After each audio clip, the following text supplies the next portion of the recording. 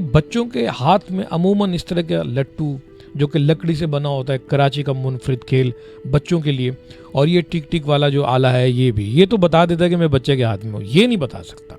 अब होता क्या है कि इसकी जो हिट है वो बहुत ख़तरनाक होती है। ये जब हाथ से छूटता है तो फिर ये नहीं देखता कि आपके जिस्म के किसी भी हिस्से को जाके ये टच कर सकता है और नुकसान दे सकता है।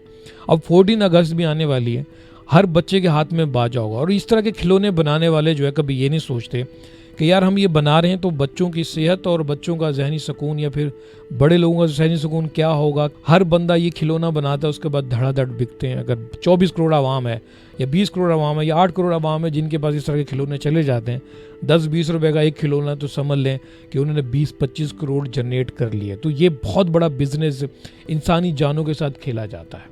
अब ये एक लट्टू तकरीबन कोई सालों से, मैं भी जब बड़ा हुआ, जब छोटा था तो मेरे हाथ में भी होता था, पर कि मुझे इसका सही से इस्तेमाल करना नहीं आता। अब हुआ क्या है कि ये घर के बाहर से निकला है शाम के टाइम, और जाकर इसने एक दायरा बनाया है। वहाँ पे ये लट्टू खेलते हैं, एक लट्टू दूसरा लट्टू को मारता है, वो दायरे से बाहर होता है।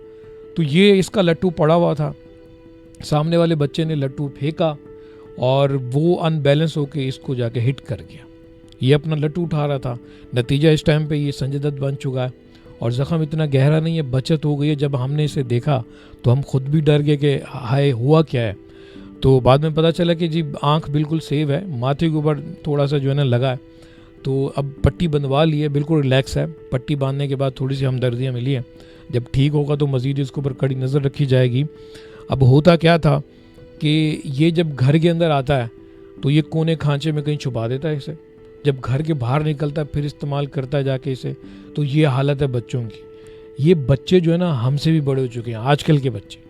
पहले के बच्चे कुछ समझदार थे, जब हमारे दौर के बच्चे थे, जब हम थे तो हम काफ़ी डरते थे, हमारी जेब में से कंचे निकलते थे, तो फिर कहीं ना कहीं हमें समझ आ जाता था। तो बाकी ये चीज़ बहुत ख़तरनाक है, इस तरह की चीज़ें बहुत ख़तरनाक हैं।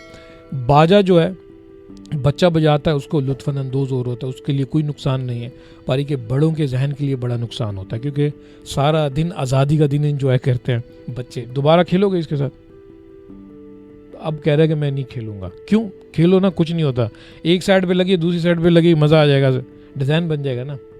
नहीं तो अब जो है कह रहा है कि मैं बिल्कुल नहीं खेलूंगा।